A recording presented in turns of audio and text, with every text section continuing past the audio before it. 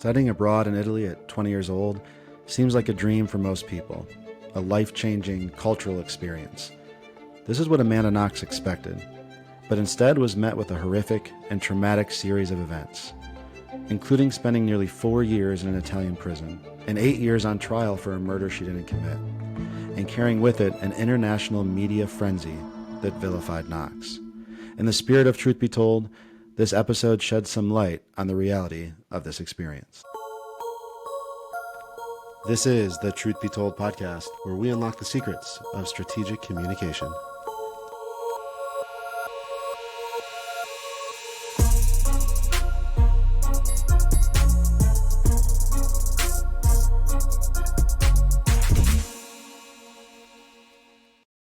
Joining me today is Amanda Knox, exoneree, journalist, public speaker, podcast host, and author of the New York Times best-selling memoir, Waiting to Be Heard. Amanda has become a powerful advocate for criminal justice reform, as well as an ally and ambassador for freed and exonerated people. Today, Amanda will share with us the traumatic experience that began back in 2007 in a seemingly peaceful town of Perugia, Italy, and continues to this day as she works to make sure hers and others' truths are told. Welcome to this episode of the Truth Be Told podcast. I'm Dave Thompson, your host, and I am here with Amanda Knox. How are you today? I am doing very well. I got some good sleep last night. That is very important for when you're getting interrogated, as it turns out. Yes. I didn't have to have you sign any consent or Miranda form for this. I should have scheduled an interrogation instead, but I didn't want to cause any PTSD for you. Sleep is good though for you, especially as a mom now. I know you got a beautiful Yes. family, had a chance to meet everybody, and you're doing good stuff, so that's exciting. And you Thank just did a you. voiceover, I did. which I was pretty did. cool. If you hear my voice as a little mouse on a weird little video game that's Alice in Wonderland adjacent, that is in fact me, and it's great. I'm really excited about it. I would love to do it again. I've seen, it seems like you're doing a little bit of everything. I actually saw, I didn't bring this up before we started recording, but I saw some stand-up comedy you were doing as well. So here's the thing. I've been a theater kid my whole life, and so I just really enjoy preparing a story to tell. And yeah, I've been getting into some stand-up comedy because why not? Especially, I mean, I never really thought I would do stand-up comedy, but then something horrifically tragic happened to me, and it turns out that comedians just that's the one thing they all have in common is something horrific in their past that they have to Right. make jokes about. You got to leverage that. Yeah. Well, I was thinking of, I know we got a lot to go through today. And for a lot of our listeners, they want to learn about your experience, of course, and especially the interview slash interrogation that we'll talk about. But as I was kind of thinking about the context and your experience, and I've seen you at some Innocence Network events, and I've learned a lot from you actually on how to make sure that people get to tell their own story, right? Whether it's freed people, exonerated people. And so I had that in mind as I was kind of thinking about the conversation today. And there's this famous quote, a lie gets halfway around the world before a truth has a chance to put its pants on. And Mm-hmm. I thought about your experience and thought that probably related. So before we get into the context, do you feel like you're finally getting control of your own narrative at this point, or are you still chasing that every day? I feel like I'm still chasing it, and I think the thing that's really good that you're bringing this up in the context of your specific podcast is the story of me and what I experienced and who I am really was stolen from me in that interrogation room, because that's where I went to go tell the police what I knew and what I didn't know, and that was the first instance of someone telling me, no, it is a different reality, and your reality is this one. And now, now you are on a journey with this new reality that isn't real, but is nevertheless life altering. So yeah, the day that my story and my identity was stolen from me was the day that I was interrogated and arrested, and I've been working for 17 years now to try to reclaim that. And in some ways, I feel like I have done that. But in other ways, it's how is it possible to go back after you've been accused of a horrific crime that you didn't commit? there is no going back to being the girl who wasn't accused of a horrific crime that I didn't commit. So I think really the reclaiming part of it is trying to process how I can accept that, have that, the fact that that alternate reality was imposed upon me, how I can accept that and even embrace it as an important part of who I am, but not the defining part of who I am. Yeah, I think that's really well put. And like I said, I've seen you speak to other people who've been in really difficult situations where the media or other people take advantage of their stories and tell their story. And I'm wondering too, and this the experience that we'll get into is back 2007. In today's world of Twitter or X or whatever social media people are using, information's coming even faster, and I feel like people are taking headlines and not looking into anything. Do you ever think about that? Like, what would that have been like if if this happened today versus 17 years ago? I mean, yes, I think about that a lot, in part because I think that so many of the problems that we see today, we were just beginning to see when I was going through everything. So there was the internet, there was Facebook, there was like social media but it was like really brand new. And so it was the beginning of seeing those echo chambers where people can silo themselves into, again, alternate realities where a certain set of facts exists in one world, one person's world, and as an entirely set of different facts exists in another person's world, and people are really polarized. We saw that happen really strongly in my case, and I think it was a warning, really, to all of us of how truth was going to be a problem in the future now that we have a different way of accessing and spreading information. That said, it's different, and there are new problems that have arisen. You also saw with the rise of the internet, like people who have nothing better to do but like really dig deep into the facts of cases, like discovering who committed crimes before the police even do. Right. And like you saw that in Don't Fuck with Cats. Did you ever Yep. see that? Like Oh yeah. that was insane and incredible. Like the amount of just manpower. Like let's talk about what are some of the problems with the criminal justice system. It's like, well, do we have the resources? Do we have the manpower?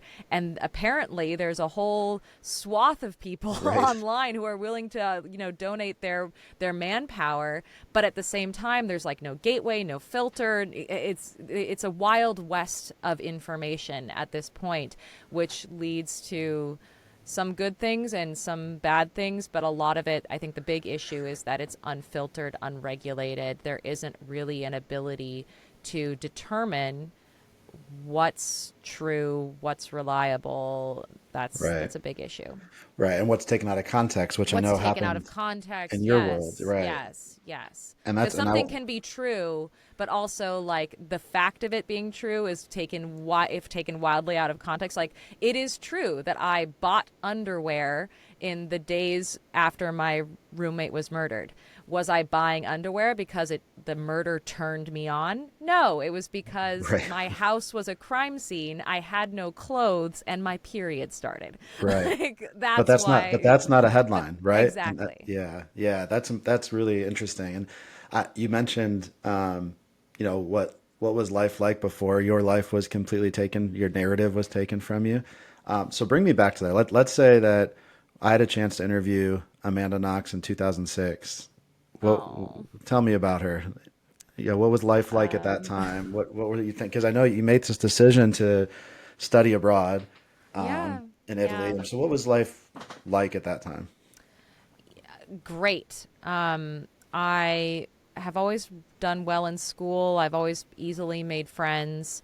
So I grew up in a culturally diverse household. My mom was born in Europe, and so I was very aware of Europe as a place that had history and heritage for me, but also that the world was a bigger place than just my American backyard.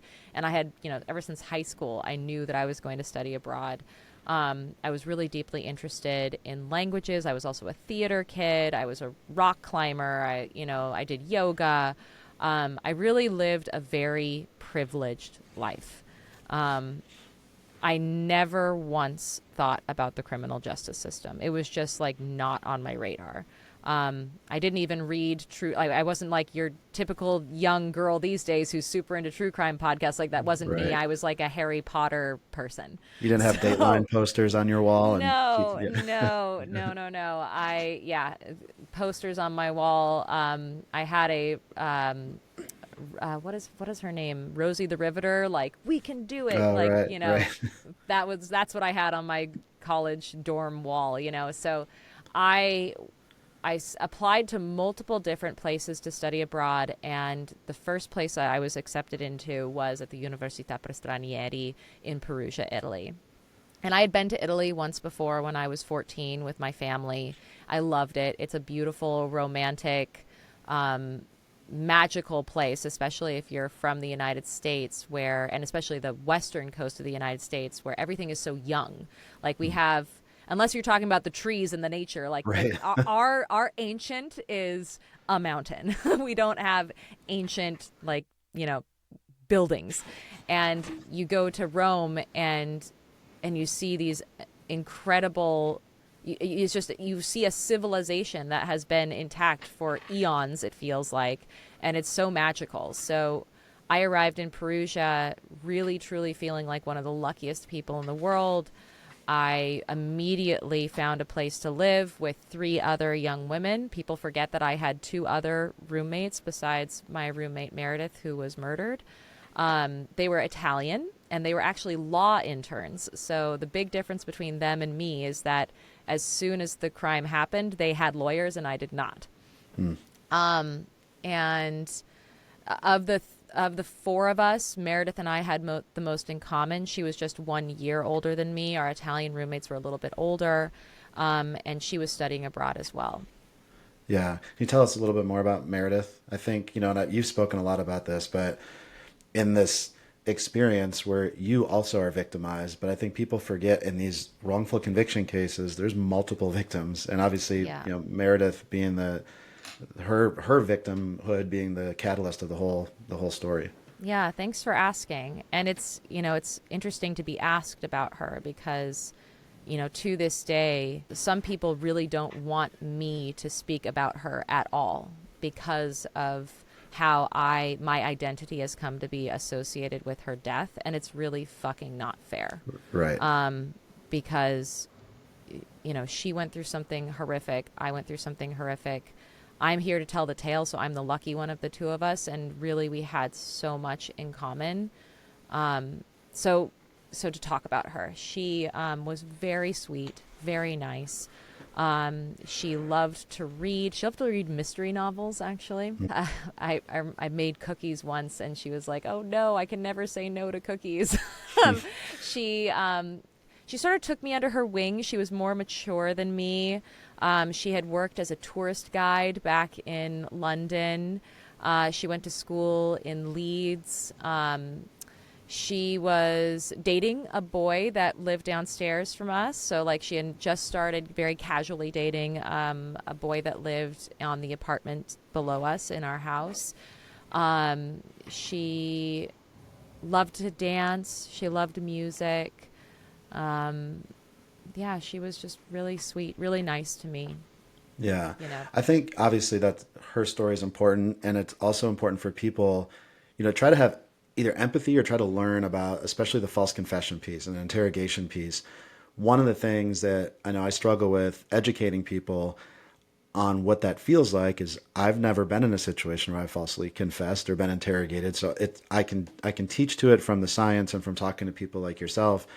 But even when people are listening to your story, and I'm sure you struggle with this, is nobody knows what that feels like unless they've been through it. Yeah. And I think as you're talking about, Meredith and your life and your experience moving to Italy in the first place, that could be anybody, right? You didn't move there thinking I'm going to be part of this crazy, ridiculous, No. life-changing experience, right? I mean, I was thinking it was going to be a life-changing experience for the better, Right, right? Like that's right. what we think of when we think of study abroad. We think, oh, meeting wonderful people and learning a language and learning a culture and then coming home and having your, horizons broadened. Like, that's what we both were intending to do. Right. I mean, that's what, and you were, was it 20-ish, 20 years I old was at the time? 20, she was 20. 21. Yeah. I mean, just putting anybody listening, putting yourself, or if you have kids that age, like putting them in those shoes and thinking, you're already kind of in this vulnerable state where Italian's not your primary, language. So you're No, trying I to was figure that not out, I'm fluent in sure. Italian. Right. You're trying to figure that out. And so as you're kind of getting acquainted, and the town sounds like kind of a fairy tale. I've heard you talk about the where you were living and the cottage you were at. Seems like a fairy tale little Oh, place. it's gorgeous. So if you've never been to Perugia, it's in Umbria, which is the green heart of Italy. So it's not on the coast. It's not like a beachy place. It's this beautiful like rolling hills with like olive groves and vineyards, and Perugia itself is sitting atop a big hill, and it's surrounded by this ancient Etruscan wall, and it's just a really beautiful place. So as you're going to university while you're there, what were you studying while you were there? Language. So I was going there. So the Università per Stranieri was specifically designed to help people who didn't speak the language learn the language, and in the process learn the culture. Like you would watch Okay. Benigni films and you would read, classic Italian literature in order to learn the language. Okay. So you're falling in love with the town and with the area, and walk me through what happens as we get to late October, early November 2007. Yeah, so late October, early November. I arrived in Italy when it's funny how fast, the weather even changed in 5 weeks, the 5 weeks that I was there. It was like sunny and bright and very cheerful. And when I first got there, and then it was starting to get cold, and people are sort of hunkering down towards the end of October. But it was still, I mean, there were a lot of students in that town, so there was a lot of like socializing, especially in the evening and at night. There's a lot of dancing, there's a lot of drinking, there's a lot of hooking up, that kind of thing. Classic college experience kind of stuff. The month was winding down, I actually met someone. I met my own sort of romantic Italian stallion, I guess, Right. is what they would call him. Right. I went to this classical music concert with Meredith, actually, at the Università per Stranieri, and she had to leave halfway through an intermission, and Raffaele, who happened to like take her seat. And Raffaele is a student. He was 3 years older than me, from southern Italy, computer engineering student, very sweet and shy compared to the vast majority of the Italian young men that I had met. And I immediately thought he was just so sweet and nice, very not pushy. Like I didn't feel, any weird bad vibes from him. And we immediately hit it off. One of my Italian roommates called us piccioncini, little lovebirds, because Okay. we were always just going. And I know that Raffaele wanted me to have this like quintessential Italian romantic experience. Like he went and got me a perfume because he said all Italian women have their own special perfume. And he took me on a trip to Assisi, and he wanted to take me on trips because he had a car so he could drive me around. And we were planning actually to go to Gubbio, which is another neighboring town, to have truffles. They were specialized in truffles. And so the night that the murder happened, I was with Raffaele at his house. And then the next morning, I came home so that I could take a shower and get dressed into something cute so that I could go on this romantic weekend with Raffaele. And instead, what I discovered was that my home was now a crime scene. And I asked Raffaele to help me call the police. I called my roommates. I couldn't get through to two of my roommates. Both Laura and Meredith were not answering their phones. But eventually the police arrived. My other roommate arrived. We investigated the rest of the house and we discovered Meredith's body. I did not ever see her body, thankfully, but I discovered that like the house had been broken into. So what was that? To back up a little bit, when you said you guys had to call the police and you realized something was amiss Yeah. when you got back to your place. What was that scene? What did that look like? Well, it looked like my front door was wide open, Okay. which was off-putting, obviously. Now, it's funny. A lot of people look at the choices I made in that moment and sort of say, no person in their right mind would have done what I did, which is I went into my house and I took a shower and I got changed anyway. The reason I did so was because the lock on our front door was actually faulty. So in order for the door to even stay closed, you had to like lock it with a key, like the deadbolt had to be locked. And so I thought, oh, I wonder if someone left and just forgot to lock the deadbolt, and maybe the wind blew the door open. There was a conceivable reason to me why the front door could have been open. I did, as I walked in, I was like, hello, is anyone here? And no one answered. So I was like, huh, that's weird. I had a lot of like, huh moments. I went into my bathroom after I got undressed and I saw like some spots of blood in the sink. And I thought, that's weird. Did someone like cut themselves? Like what happened? But it wasn't a drenching of blood. It's a Right. bathroom. I thought, we're girls. I thought maybe someone had their period. Like I had no Right. idea. So I was rationalizing with what was familiar to me, what I was seeing. I took a shower. I got out of the shower. I got changed. But then I went into the other bathroom and to dry my hair with a hair dryer, and I noticed that there was feces left in the toilet. And that was the moment where I thought, oh no, something is really wrong. Like none of my roommates would leave feces in the Right. toilet. Right. So I was like, I got immediately the creeps and I immediately left the house. And I went back to Raffaele's and I was like, Raffaele, like, this is happening. Am I crazy? Am I overreacting? Like, that's weird, right? And he was like, that's absolutely weird. You should call your roommates. And so I tried. I was trying to get through to my roommates. I eventually got through to one of them. And I told her, like, hey, me and Raphael are going back to the house. This is what I found. I'm not sure what it means, but we're gonna go snoop around some more. So we went back to my house, and that's when we opened other roommates' rooms. I went to Laura's room. It was pristine. Nothing was touched. Her bed was like still made military style. Like it was perfect. I went to Philomena's room and it was ransacked. The window was broken. Clearly someone had gone through her room and was like throwing her clothes everywhere and like going through her drawers. But at the same time, I was like, this is fucking weird because here somebody has gone through her drawers, but her laptop is sitting right there on the table. And like her like expensive camera is like right there. Like you'd think that someone who had broken in would have stolen these things. So clearly there was a break-in, but I couldn't understand what I was really looking at. And so as soon as we saw that, I asked my boyfriend to call the police because I didn't even know how to call the police in Right. Italy. It's not 911. So he called the police, and then in the meantime, I went and tried to open Meredith's bedroom door, and it was locked. And I thought, that's weird. Why is her door locked? And so I started banging on it, as saying, like, is she in there? Did she lock herself in there? Like, what's going on? I tried to, like, go outside and see through her window. I couldn't see anything. And by the time, very, very soon after this, police arrived, and we asked them to kick down Meredith's door because we couldn't get a hold of her.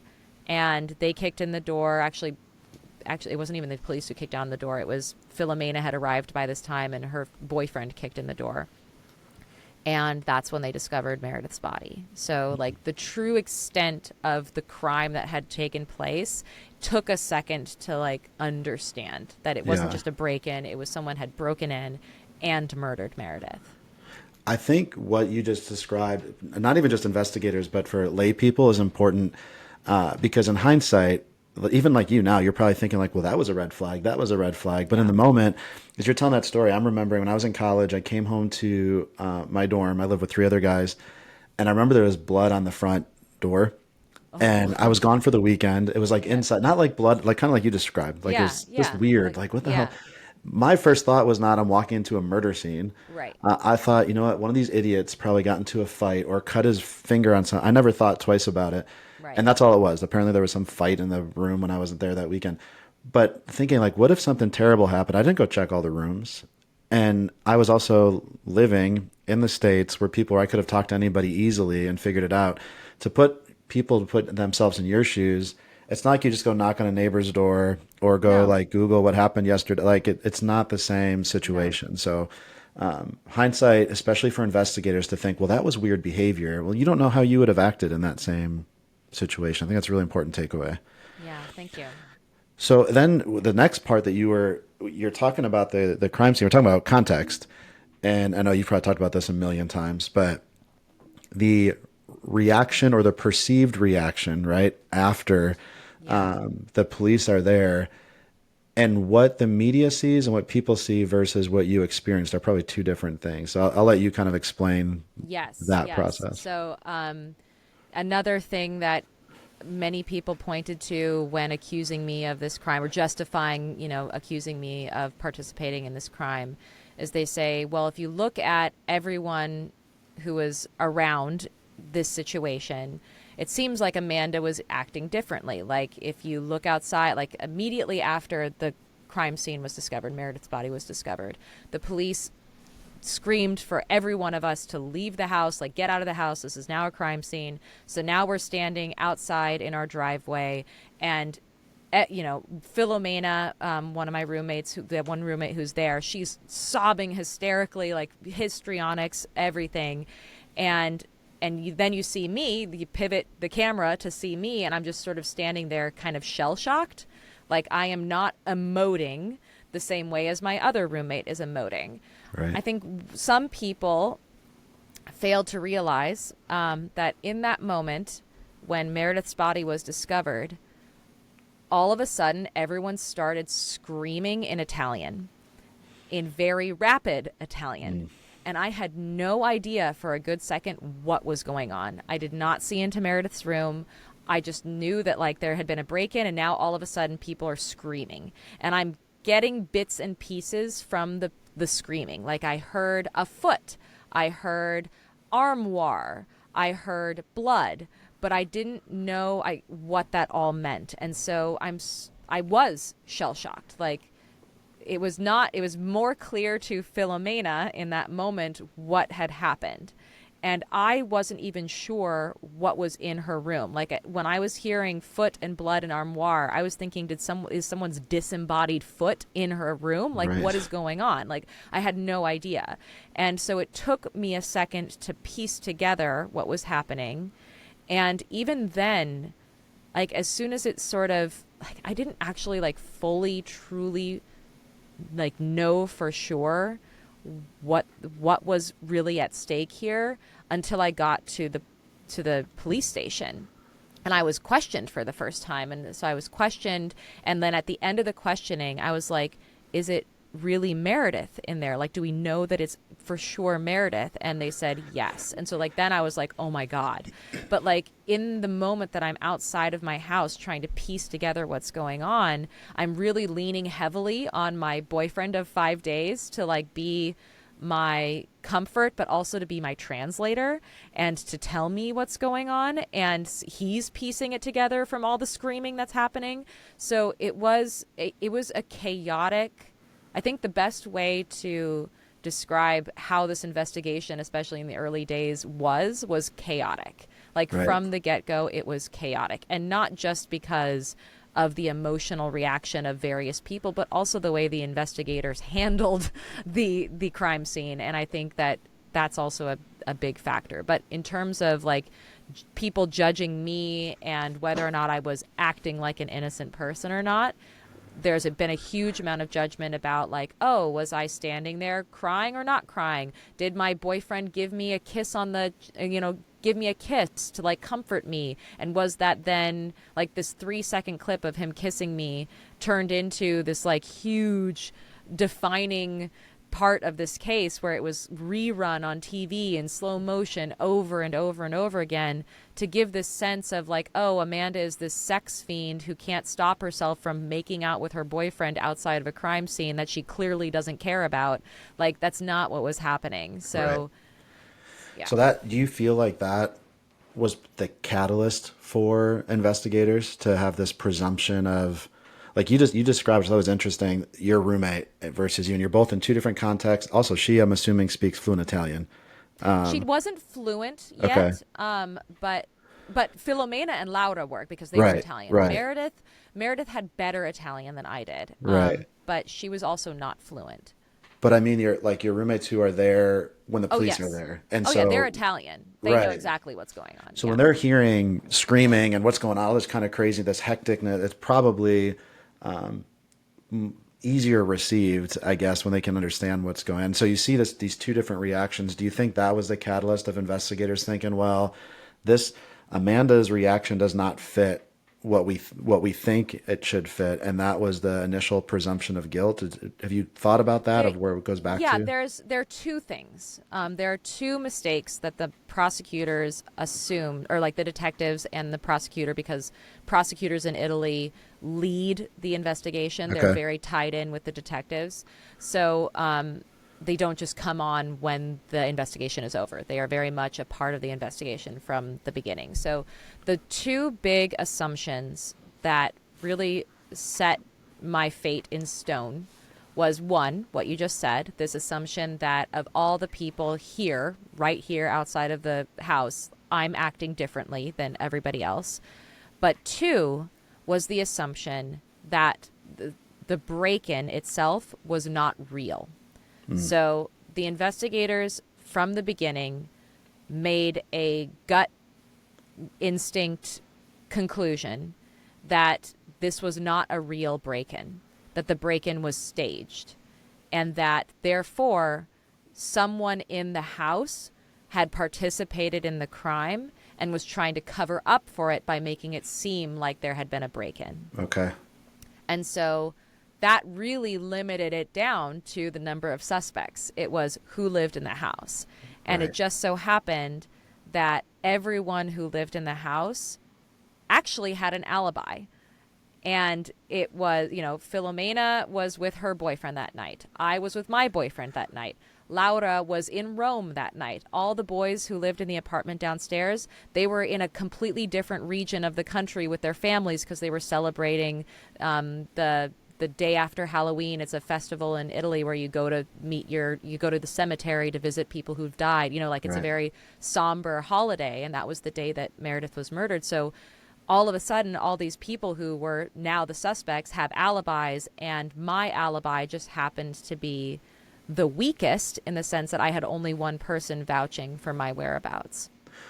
Well, as you and I have talked a lot about specifically false confessions and wrongful convictions, and I know I've got Saul Caston's book next to me that we'll talk about in a minute. But Saul's been one of the leading professors and researchers and advocates out there for interrogation reform and false confessions, and been a mentor of mine in that same process. But one of the things that he speaks to in the science is that a false confession often starts well before the interrogation begins, and it's this process known as misclassification, right? So how does an investigator get the wrong person in that situation in the first place? And that's really what you just described. And even the most well-intended investigators, once you have this confirmation bias or tunnel vision, sometimes it's hard to remove. And I don't know if that's the way to describe what your experience was, but even the most well-intended investigators, when they have an eyewitness that says it was this guy with a beard, or you've got forensic evidence that puts me at the scene of the crime, sometimes the interrogation, it's like, if we don't affirm that, we failed. And so I feel like that's kind of what started the process. But what's even, I guess, more terrifying and what you wrote about, actually, I'm gonna read what you wrote, and don't worry, it's nothing terrible or scary. I proofread it, but I think this is powerful. You had tweeted, people often assume that the worst moment of my life was that first guilty verdict where I collapsed in the courtroom. or that nothing could be worse than those years trapped in a cell. They're wrong. The worst moment of my life was my interrogation. Yeah. Can you maybe explain what that was like? Yeah. Yeah. Okay, here we go. I think one thing I want to say about Saul also is he's sort of inadvertently also a like therapist, I guess, because his work has been deeply healing for a lot of people like me who didn't even really understand what happened in the interrogation room. Like, you're there and it's happening to you, but do you understand what is happening to you? Like, no. And, I think it's a very, very common thing for people who have been through experiences like what I've been through to live for years feeling ashamed and guilty in a similar way that I think that people who have been groomed by pedophiles feel ashamed and guilty as if it's their fault, and it's not. And it took Saul Kassan and his research for me to really understand how I had been groomed by the police. And I think, before we sort of started this, the recording today, I had mentioned that I really am curious to know what your research and your work has talked about when it comes to how witnesses are questioned and coerced by interrogators, because that's what happened to me. Like, the way that the police say, and the prosecution continues to insist, is that when I was interrogated for 53 hours over 5 days. So I was, every single day after this crime was discovered, I was in the police station answering questions for around 10 hours a day. I was told always that I was a witness, that I was someone close to Meredith who discovered the crime scene and who therefore was an incredibly important collaborator to the investigation. I was not told that my phones had been tapped, and it was mine alone. Only my phones had been tapped, and that I was being questioned way more than any single other person. I didn't know, because I was spending hours and hours locked in rooms with police answering the same questions over and over and over again, not knowing that everyone else wasn't being treated the same way. Sometimes I had a translator, sometimes I didn't, and I just had to muddle my way through. Sometimes I wondered if the reason why I was being questioned for so long was because I was muddling my way through with bad Italian, and that I didn't have the vocabulary to really accurately describe what it was that I knew about Meredith and about the people who knew her, and about what the house looked like before I left that night, and then what the differences were when I came back that morning. Like, there was a lot that I had to describe, and so a part of me was constantly second guessing myself because I didn't know if my Italian was good enough. There were red flags. The police always seemed irritated with me. And eventually, the final night of my interrogation, they finally accused me of something, which was of lying. They accused me of lying, of covering, they accused me of knowing who the murderer was and for covering for the murderer. They lied to me. They told me that they had incontrovertible proof that I was home the night that the crime occurred. They told me that my boyfriend had withdrawn my alibi. They made me feel insane. And this is why it was the worst experience of my life, because I have never been so scared, not just of the situation, the people yelling at me, hitting me, like, it was the fact that I didn't know what was true anymore. And they were telling me that I had amnesia, that I had witnessed something so terrible that my mind had blacked it out. But if I didn't remember it, if I didn't like uncover these repressed memories, I would never see my family again. And so here I was, like, facing this void in my mind, like them telling me I have repressed memories. I need to remember something different than what I actually remember. And I'm trying and trying to do this impossible thing, and I'm failing, and I feel like everything is at stake right now, and I have to do it right now, and I can't. And it was so scary. And I didn't know what to do. And so I tried to imagine what possibly could have happened. And I cobbled together some, vague idea of what could have happened. And it was all based on a text message that I sent my boss the night of the murder that they misinterpreted to me. Like, my boss had sent me a message the night of the murder saying that I didn't have to come into work that night because it was slow. And I had written him back, okay, have a good night. I'll see you later. And the police had misinterpreted this "see you later" to mean that I had made an appointment with him that night, the night of the murder. And so they insisted that I had met with him, and they insinuated that he was the murderer. And so I tried to remember him as the murderer, and they cobbled together a statement out of this, vague, confused, just jumble of a mess of trying to make sense of it, and had me sign it. And then my fate was sealed. Yeah. And there was no going back. And 17 years later, I'm still living the consequences of that night. I was just recently reconvicted of criminal slander for the statements I signed that night.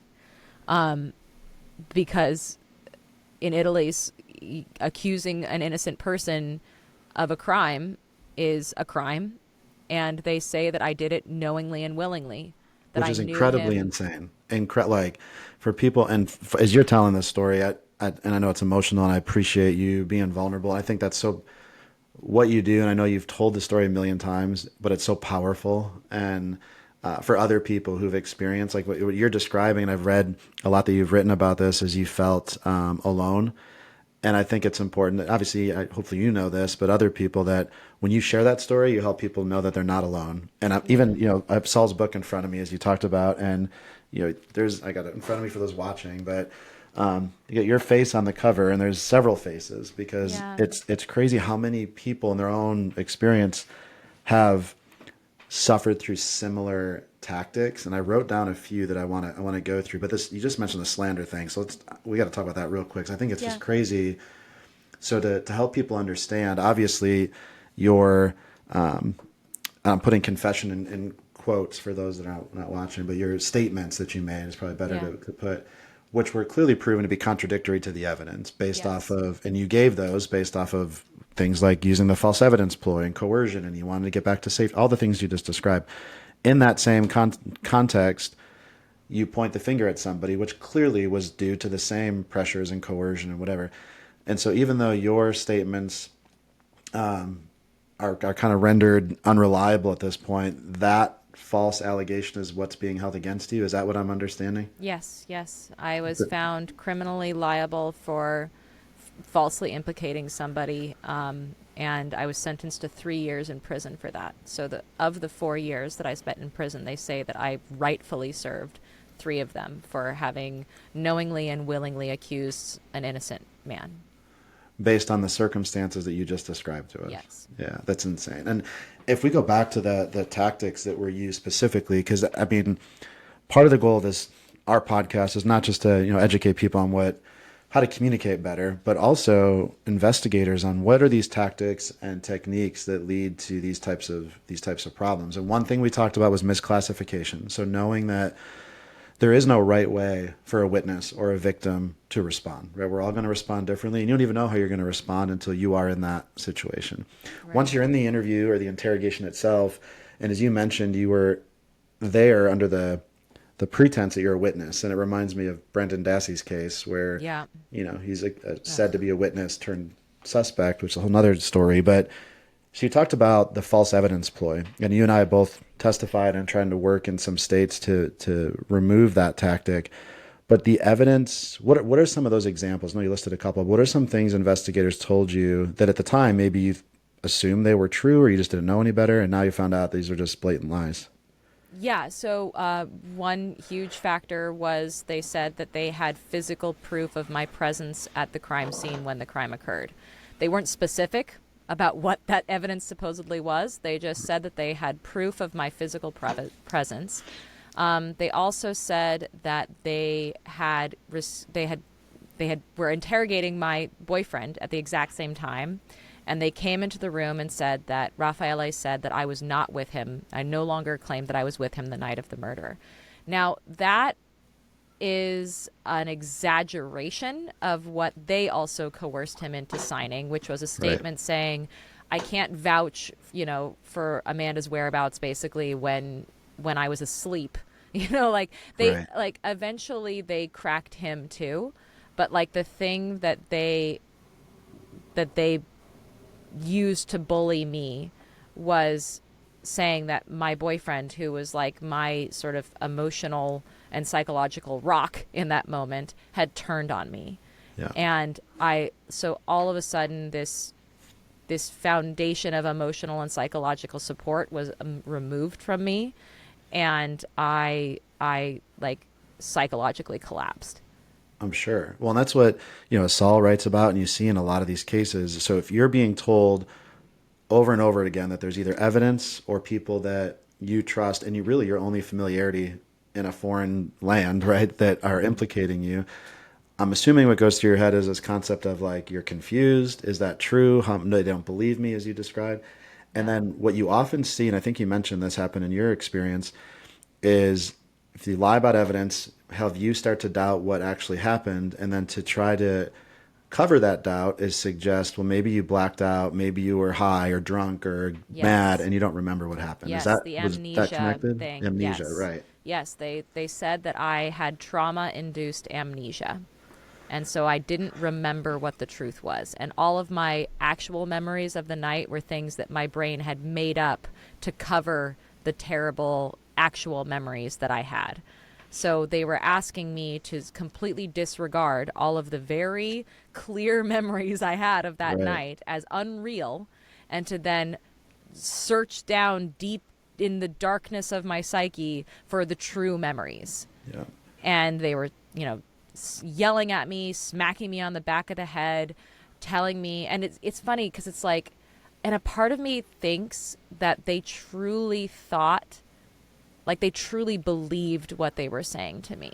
Like they weren't yelling at me and calling me a slut or whatever. Like they weren't saying bitch or whatever. Some of them did call me liar, but the vast majority, like the woman who hit me in the back of the head, she was saying, remember, remember. And she, like, after the interrogation, after I signed the statements, she actually pulled me aside and she was like, hey, I'm sorry I hit you. I was just trying to help you remember. Jeez. And it was like, to this day, I'm both like so mad that happened. And at the same time, I'm like, did someone tell you that that's how you get people to remember stuff? Right. Like, did someone train you to do that? Because if so, like, there is so much blame and fault to go around. And it's not just, this one woman who smacked me in the back of the head and screamed, remember at me. Right. Well, and in as you're describing that experience, and you probably heard this too, when we talk to people about false confessions and reform, you get challenged sometimes with these. Well, why don't you ask for an attorney? Why don't you ask for your mom? Why don't you just get up and leave? Yeah, I see you rolling your eyes already. And it's so hard to educate or like put somebody in the position you were in. I mean, did it ever feel like you even had the ability to exercise any of those No. rights? No. So first of all, I asked for an attorney, and they told me that I was not a suspect, so I was not entitled to one. And if I really wanted to collaborate with the police, then I should just talk. I asked to speak to my mom. My mom was actually calling me while I was being interrogated. My cell phone was right there on the table, and my mom was calling, and they would not allow me to answer the phone. And then, as for walking out of the room, that door was closed and I was surrounded by police officers. I think there were like 18 people who signed the document. Jeez, You know, yeah, like it was like an obscene number of people there. I was surrounded. I did right. not feel like I had a choice. And where would you go? Where would I Um, go? right, Exact. yeah, Thank you for bringing that up because, like, I think that's another thing that people don't realize. Like, this was the middle of the night. I had been driven to the police station by Raffaele. I had nowhere to go. My house was a crime scene. Like, what was I going to do? Like, right, I, there was right. there was no safe place for me to go, and I had no way to get. I had no transportation. Like, I Yeah, it's easy for people to assume how they would respond in a situation that they've never been in. And it's the same thing that as you know, we see in the States, right? Only only guilty people ask for an attorney, right? That's the theory, and that's the thing that innocent people feel like. And Saul talks about this, that their innocence is going to come through, right? You believe in the yes. system and you believe in the investigators, and often that faith is then violated in this process. So I know I want to wrap up. I don't want to keep you forever, but as you finish up this terrible interrogation process, so they give you a statement that's already written for you, So or they are typing up a statement okay, as like this, you know, this whole ordeal is going on. So but they have like this form that they fill out that they type and then they just ask me to sign it at the end. so during the actual, I don't know if conversation is the right word, but we talked a little bit about this before we recorded. What percentage of that 53 hours were you talking versus them talking, do you think? Yeah, it's definitely like 80-20 them talking, me Yeah. talking. It's them yelling at me, them accusing me of lying, them telling me what they know to be true and what the facts are, Right. and me spending a lot of time being like, what? And not understanding, and then being really scared, and then saying the same things over and over. And like, it's just like the having to answer the same questions over and over and over again because they didn't like your first answer. Like just again and again and again, and you just it makes you feel crazy. Right. So Well, and I think huge takeaway for investigators here and everybody that's, just trying to figure out truthful information or actionable information. If you're the one that holds the information, I should probably let you do most of the talking, right? And what you're seeing now, thankfully, in evidence based approaches are things like trauma informed interviewing, cognitive interviewing, where we know that if you experience something, even if it's not traumatic, but if I asked you about your weekend, you're probably not going to remember it from like when you woke up Saturday morning and brushed your no. teeth to when you went to bed Sunday night.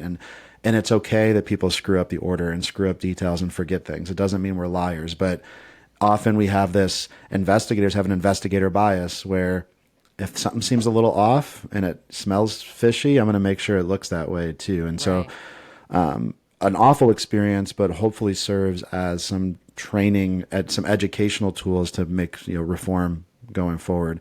The last two quick things, and I'll let you go. Because I know you got a lot going on.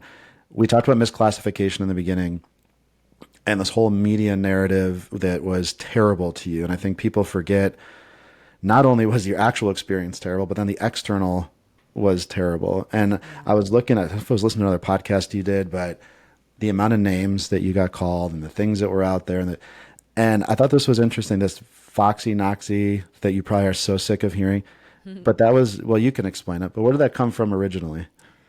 That was a soccer nickname. So Amanda Knox, I was a defender, so my job was to like snatch the ball away from the people who were coming and trying to score, and so people would say that I was like, quick and crafty like a fox in Right, snatching the ball away.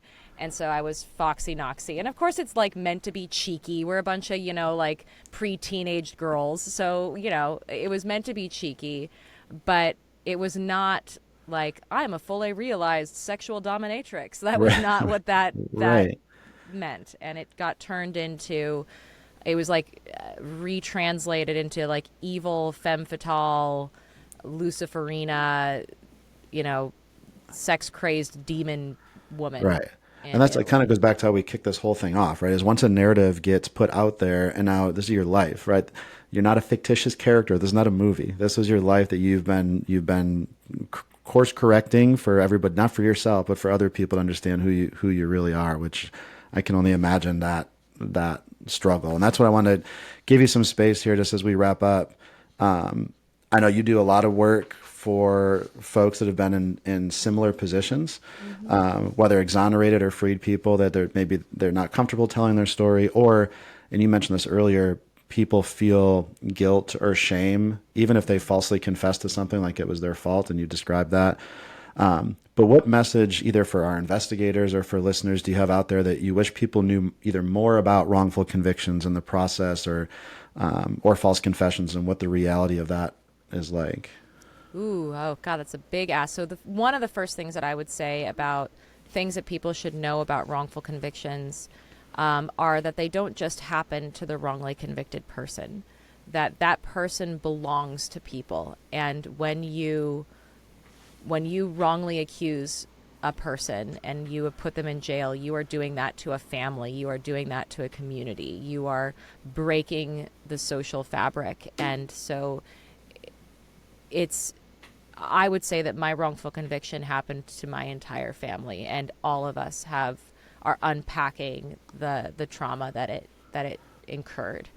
Um, and then as far as like false confessions, I think that the sort of the I remember when we were testifying in Washington State, it seems so common sense to just not have law enforcement professionals lie. Most people don't even know that they can lie to you. Like, obviously, people who are listening to your podcast are going to know. I did not know. And most Right. people, like, who are not clued into this criminal justice system don't know. It seems anti common sense. And at the same, like, if you've been raised to believe that the police are there to protect you and to serve you, the last thing you believe is that they're going to lie to you. And I think I was prepared going into that, that hearing to be like, aren't we on the same page? Like, isn't this common sense? And then to hear the man who was representing the police come up and say, we can't do our job if we're not allowed to lie to people, I I was shocked. I could not believe that that was his genuine interpretation of what his job was, to lie to the people that he serves. And it just showed to me how backwards the training and the philosophy has become. It's like the police against the rest of us, and not and it's coming from them internally, and I feel like we need a shift and like a real coming to terms with what is this work, who is it for, and how do we maintain the integrity of that really important position, and not compromise it for the sake of expediency or whatever the case may be. Like, really, I am not anti law enforcement. What I am pro is law enforcement really having a reckoning with what they're doing and what they're doing it for. Yeah, I think that's well said. And giving them the tools to do it, right? A lot of these Exactly. investigators, lying about evidence has been permitted since 1969 in the U.S. Supreme Court. And so what we're now seeing is training that shows why that is a problem, is obviously experienced and exampled by you, especially with youthful people, if not everybody. So we're seeing that change. And the last thing that you mentioned, I think it's just important. We didn't talk about this, but the actual person responsible for Meredith's death, and what is his current situation? So, Rudy Gaudet, the person who broke into my home and raped and murdered Meredith, he was ultimately convicted of like participating in the murder, but he wasn't held wholly accountable for the murder. He was held accountable for Meredith's rape. He was sentenced originally to 30 years, which was reduced to 16 on appeal. He was released in 2020 after serving 13 years, and he is now currently on trial for having sexually assaulted another young woman. Terrible. And I wanted to make sure we hit that point, because as you just talked about the job that law enforcement has, when poor tactics or improper investigation techniques are used, not only are you victimized, your family, Meredith's family has continued to have to relive an experience without closure, but then you have a guilty person who's still out there perpetrating additional crime. And so in the spirit of public safety, doing this the right way is important for everybody that's involved. And I think that gets overlooked a lot, is there is still a real perpetrator here. Yeah. That and I might be wrong, so I'll let you correct me. I think that evidence was there the whole time. Oh, yes, it was. Yeah. His DNA was all over the crime scene, his fingerprints and footprints in her blood. The problem was that they decided they needed to arrest somebody before they had actually processed that evidence. Yeah. Well, thanks for your time and your story. I know it's emotional, and no matter how many times you have to go through it, I know it's a traumatic experience. So I appreciate you being vulnerable enough to share with our audience.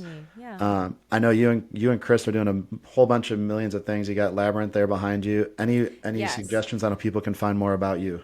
I mean, I think the big thing that your audience will be interested in is Labyrinths, our podcast. We're going to be releasing very soon an in-depth series about false confessions. So it's something that it's a project that's meant a lot to me, because it's like the biggest, it's of the causes of wrongful convictions, the one that just wigs me out the most. So that's going to be coming out this month. So if they want to continue hearing me talk about that, they can find that there. You can go to amandaknox.com to find any of my work. I have a new book coming out next year. So that's great. It's all about how I've developed a relationship with my prosecutor, which is a wild story. So check that out. Yeah, Well, we will make sure to tag all that in the show notes so people can learn more about you. So I'll let you get back to your busy, crazy life and keep doing the good work that you're doing. Thank you so much for spending time with us on Truth Be Told. Of course. Thank you. To help more listeners find our show, please provide us a rating, give us a follow, and share this episode with your colleagues. For the latest news and to engage with our guests, follow Truth Be Told on your favorite social media apps. And don't forget, we are available on all major platforms, including Apple, Spotify, and watch a video of this episode on YouTube. On behalf of our guests and valued sponsors, thanks again for listening to this episode of Truth Be Told.